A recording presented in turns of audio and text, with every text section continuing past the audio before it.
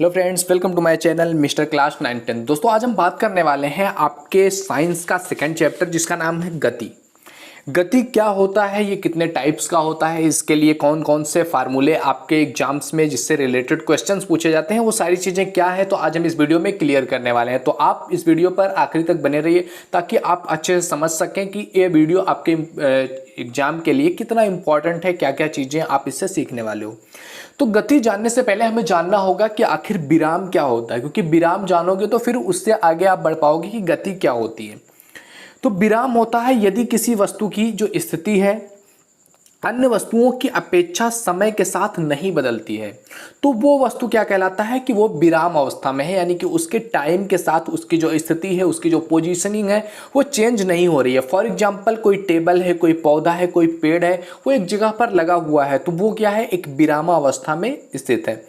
इसके अलावा अगर हम गति की बात करें कि व्हाट इज द मोशन, तो यदि किसी वस्तु की स्थिति अन्य वस्तुओं की अपेक्षा समय के साथ साथ बदलता रहे तो उस वस्तु को हम गति कहते हैं। फॉर एग्जाम्पल, कोई चलती हुई वैन है, कोई चलती हुई गाड़ी है, कोई टहलता हुआ व्यक्ति है, तो क्या हो रहा है, उसकी पोजीशनिंग जो है, उसका जो स्थिति है वो लगातार चेंज होता रहता है, तो वो कहलाता है आपका मोशन, गति। अब बात करते हैं हम इसके बाद गति के टाइप्स के बारे में कि कितने टाइप्स के आपके गति होते हैं, गति के प्रकार। तो यहाँ आपको मैंने अच्छी तरह से समझाने के लिए आप देख सकते हैं किस तरह से स्ट्रक्चर तैयार किया गया है, जिसमें हमने बताया हुआ है आपको वृत्तीय गति, घूर्णन गति, आवर्ती और दोलन, चारों गति, चार टाइप्स की जो आपकी गति हैं उनको अच्छे से डिफाइन किया गया है और स्ट्रक्चर के माध्यम से आपको समझाने की कोशिश किया गया है। जैसे कि पहली गति की बात करते हैं, वो है आपका वृत्तीय गति। वृत्तीय गति क्या है कि जब कोई वस्तु किसी निश्चित बिंदु के चारों ओर एक निश्चित दूरी पर वृत्ताकार मार्ग में चक्कर लगाता है तो उसकी गति क्या कहलाती है, आपकी वृत्तीय गति। जैसे कि फॉर एग्जांपल, सूर्य के चारों ओर हमारी पृथ्वी चक्कर लगा रही है, या हमारी पृथ्वी के चारों ओर जो हमारा पृथ्वी का उपग्रह है चंद्रमा, वो चक्कर लगा रहा है।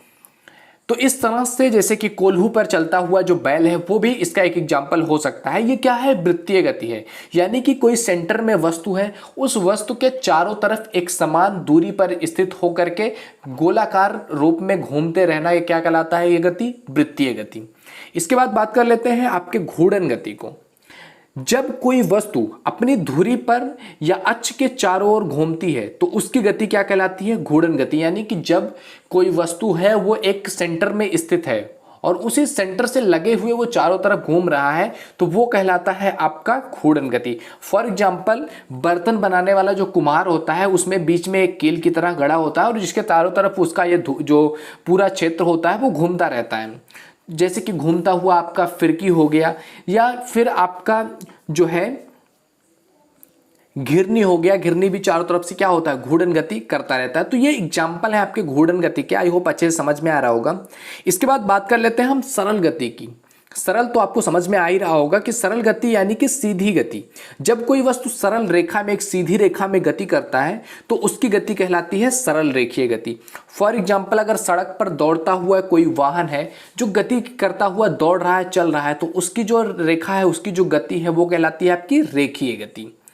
या फिर जो है कोई खिलाड़ी दौड़ रहा है या फिर बंदूक से निकली हुई जो गोली निकलती है वो भी क्या होती है, एक सरल रेखा में चलती रहती है। तो ये है सरल रेखा के उदाहरण। इसके बाद आते हैं, बात करते हैं आवर्ती गति की। आवर्ती गति क्या है कि जब कोई गति करती हुई वस्तु एक निश्चित समय के बाद अपनी गति को दोहराती है तो वो गति कहलाता है आपका आवर्ती गति। यानी कि एक निश्चित एक जो है फिक्स टाइम है, इस फिक्स टाइम के बाद वो अपनी गति फिर से शुरू करेगी और चारों तरफ वृत्ताकार रूप में घूमती रहेगी, तो वो कहलाएगा आपका आवर्ती गति। फॉर एग्जांपल, जो हमारा घड़ी होता है, हमारी जो वॉच है, उसका जो सुई है वो क्या होता है, बार बार उसी पैटर्न में एक फिक्स टाइमिंग पर घूमता रहता है। तो घड़ी इसका बेस्ट एग्जाम्पल है कि ये एक फिक्स टाइम पर चारों तरफ घूमता रहता है और फिर आकर के एक फिक्स टाइम पे फिर से उसका रोटेशन शुरू हो जाता है। तो ये कहलाता है आपका आवर्ती गति। और लास्ट है आपका दोलन गति। जब कोई वस्तु अपनी मध्य स्थिति के दोनों ओर जो है सरल रेखा में गति करता है, जब कोई वस्तु अपनी मध्य स्थिति के दोनों ओर सरल रेखा में गति करता है तो ऐसी गति कहलाती है दोलन गति। जैसे कि फॉर एग्जांपल, बीच में कोई चीज है, उसके एक बार राइट साइड में वो गति करे, एक बार लेफ्ट साइड में गति करे, उनकी जो गति करने की जो रेखा है, जिससे जो स्थिति पर वो गति कर रहे हैं वो सरल रेखा होना चाहिए, सीधी रेखा होना चाहिए, तो वो कहलाता है आपका दोलन गति। फॉर एग्जांपल जब आप झूला डालते हैं तो झूले में क्या होता है, एक बार लेफ्ट साइड में जाता है, एक बार राइट साइड में जाता है और आकर के कहाँ रुकता है, बीच में रुकता है, तो ये गति कहलाता है आपका दोलन गति। तो ये था आपकी गति का एग्जाम्पल। अब इसके बाद हम बात कर लेते हैं, जब हम गति समझ पाते हैं गति क्या है, इसके बाद हम बात करते हैं दूरी की, distance. What is the distance?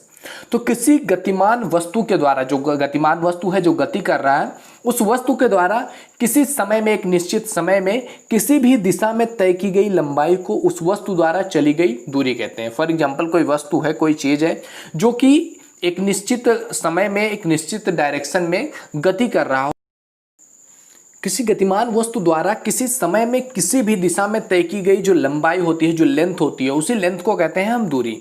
अगर इसके हम मात्रक की बात करें कि इसको किस चीज़ से नापा जाता है, इसका मात्रक क्या है, किस चीज़ में इसको रखा जाता है, तो वो है मीटर। गति का जो मात्रक होता है वो मीटर होता है और ये एक अदिश राशि है, यानी कि ये किसी भी दिशा में हो सकता है। आपकी गति आप लेफ्ट राइट अप डाउन कहीं भी आप कर सकते हैं, तो इसलिए इसको क्या कहते हैं, ये गति जो है ये एक अदिश राशि है। ए से बी के, जैसे आपके सामने ये लिखा हुआ है, ए से बी की तरफ भी आप जा सकते हैं, बी से ए की तरफ भी रिटर्न आ सकते हैं। तो ये क्या है, एक अदिश राशि है, इसमें किसी भी तरह का किसी भी तरफ कोई एक निश्चित डायरेक्शन नहीं, एक निश्चित दिशा नहीं है। इसके बाद हम बात कर लेते हैं विस्थापन की, डिस्प्लेसमेंट की। तो किसी वस्तु द्वारा चली गई किसी निश्चित दिशा की प्रारंभिक और अंतिम स्थिति के बीच की जो दूरी होती है, जो न्यूनतम दूरी होती है, उसको विस्थापन कहते हैं। यानी कि विस्थापन क्या है कि किसी पॉइंट से आप स्टार्ट कर रहे हैं, फॉर एग्जांपल आप ए से स्टार्ट कर रहे हैं और आप बी तक जा रहे हैं, तो ए से बी तक के बीच की जो न्यूनतम दूरी होगी वो क्या कहलाएगा, आपका विस्थापन। तो दूरी और विस्थापन में क्या अंतर है कि दूरी कहीं से भी स्टार्ट होती है और किसी भी दिशा में जाती है, उसके लिए किसी भी दिशा की तरफ जाना जरूरी नहीं है। लेकिन विस्थापन में क्या है कि एक प्रारंभिक स्थिति है, उस स्थिति से शुरू होती है और एक एंड पॉइंट है, एक अंतिम स्थिति है, वहां पर जाकर के वो खत्म होगी, तो उनके बीच के जो न्यूनतम दूरी होगा वो कहलाएगा आपका जो है विस्थापन। विस्थापन का मात्रक भी मीटर ही होता है, लेकिन ये क्या है, एक सदिश राशि, इसमें एक दिशा है, एक डायरेक्शन है कि ए से बी पॉइंट तक ही जाना है, तो ये क्या है, एक सदिश राशि है।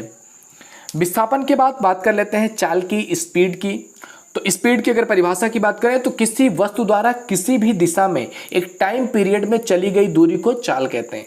किसी वस्तु द्वारा किसी भी दिशा में एक समय में चली गई दूरी को चाल कहते हैं। इसके लिए फार्मूला होता है कि चाल इज इक्वल टू दूरी बटे समय।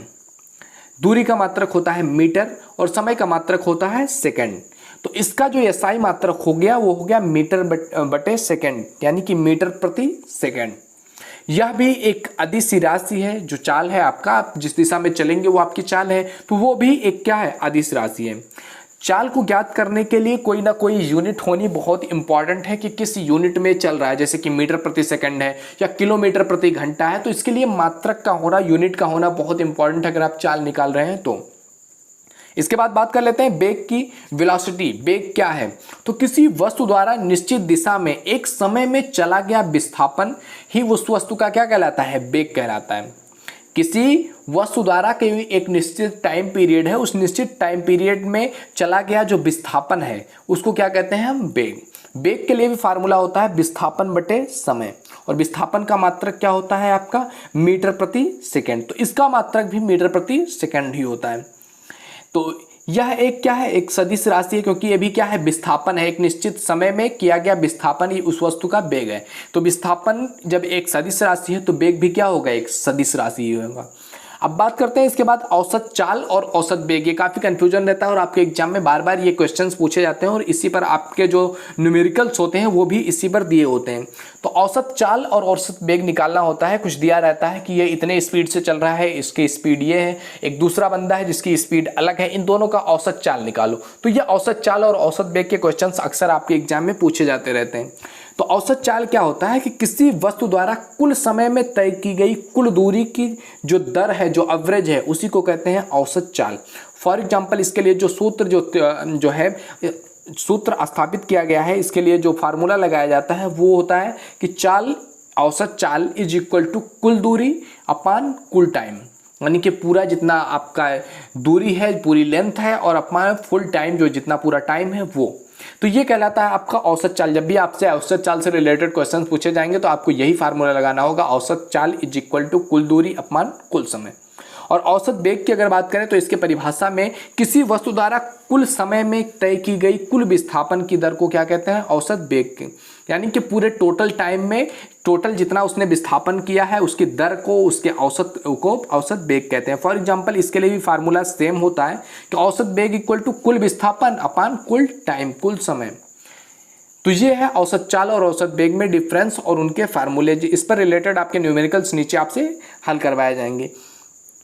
चाल और वेग के यूनिट में जब परिवर्तन करना होता है, चाल हो गया, ये वेग हो गया, उसको किलोमीटर प्रति घंटा से या मीटर प्रति सेकंड में बदलना पड़ जाए, क्योंकि जिस हिसाब से आपके क्वेश्चन पूछे रहेंगे आपको आंसर भी उसी हिसाब से देना होगा। अगर मीटर प्रति सेकंड में क्वेश्चन में दिया हुआ है और आप हल कर रहे हैं वहाँ पर किलोमीटर प्रति घंटा आ रहा है तो आपको उसको चेंज करना होगा। तो इसके लिए इंपॉर्टेंट है कि आप शॉर्ट में थोड़ा सा जाने जिससे कि आप बदल सकें।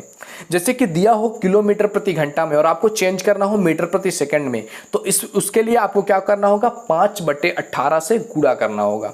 और अगर मीटर प्रति सेकंड में दिया हुआ है और आपको किलोमीटर प्रति घंटा में चेंज करना है तो आप 18/5 से उसमें गुणा कर देंगे।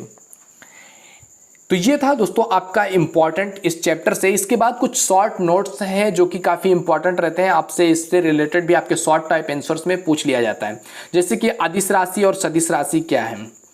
तो अदिश राशि की बात करते हैं कि जिन भौतिक राशियों को व्यक्त करने के लिए केवल परिमाण की आवश्यकता होती है, दिशा की कोई जरूरत नहीं होती है, वो कहलाती हैं, वो राशियां कहलाती हैं आपकी अदिश राशियां। जैसे कि फॉर एग्जांपल आपका द्रव्यमान हो गया, चाल, समय, दूरी, विद्युत धारा, चाल, आयतन, कार्य, दाब आदि, ये सारी चीजें क्या है, आपकी अदिश राशियां हैं। और अगर हम सदिश राशि की बात करें तो जिन भौतिक राशियों को व्यक्त करने के लिए परिमाण के साथ साथ डायरेक्शन की, दिशा की भी जरूरत होती है, वो कहलाता है आपकी सदिश राशियां। फॉर एग्जांपल आपका बल हो गया, वेग, विस्थापन, त्वरण, संवेग या बल आघूर्ण, ये सारी चीजें होती हैं कि किस चीज के अंतर्गत, आपके सदिश राशियों के अंतर्गत ये सारी चीजें आती हैं।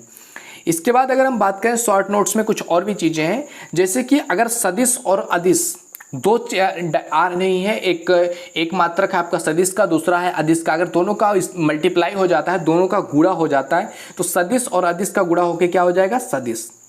सदिश और अदिश का अगर भाग हो रहा है सदिश अपान अदिश तो वो भी क्या हो जाएगा, सदिश। और अगर अदिश और अदिश यानी कि दोनों अदिश हैं तो अगर उनका मल्टीप्लाई होगा तो अदिश ही रहेगा। अदिश और अदिश का अगर जो है भाग होगा तो भी अदिश ही रहेगा। फॉर एग्जाम्पल जैसे कि चाल बराबर क्या होता है, दूरी बटे समय। दूरी भी अदिश है और समय भी अदिश है, तो ये दोनों मिलकर के क्या होगा, इसका मात्रक चाल का वो मात्रक भी क्या होगा, अदिश होगा। और अगर हम इसी तरह बात करें वेग का, तो वेग जो है वो विस्थापन बटे समय होता है। विस्थापन है आपका सदिश और जो आपका टाइम है वो है अदिश, तो इसका जब भाग होगा तो क्या हो जाएगा, इसका मात्रक वेग का सदिश। और समवेग में जैसे द्रव्यमान इंटू वेग होता है तो द्रव्यमान का मात्रक है अदिश और वेग का मात्रक है सदिश, दोनों का मल्टीप्लाई होकर के क्या हो जाएगा, सदिश। तो ये था दोस्तों आपका चैप्टर जिसमें हमने गति के बारे में पढ़ा कि गति के कैसे कैसे होता है, गति के कितने टाइप्स होते हैं, गति से रिलेटेड कुछ चीज़ें जैसे कि दूरी, विस्थापन, चाल, वेग, औसत चाल, औसत वेग, उनके यूनिट्स, ये सारी चीज़ें हमने इस चैप्टर में जाना हुआ है। तो आई होप आपको ये चैप्टर अच्छे से समझ में आया होगा। अगर वीडियो पसंद आई हो तो लाइक जरूर कीजिएगा। पहली बार अगर आप चैनल पे आए हो ना तो एक बार सब्सक्राइब जरूर कर लेना और विजिट करके देख लेना। अगर आपको लगता है इस चैनल पे आपको वैल्यू मिल रही है तो सब्सक्राइब करना, अदरवाइज मत करना। मिलते हैं आपसे अगले वीडियो में, तब तक के लिए जय हिंद, जय भारत, थैंक यू।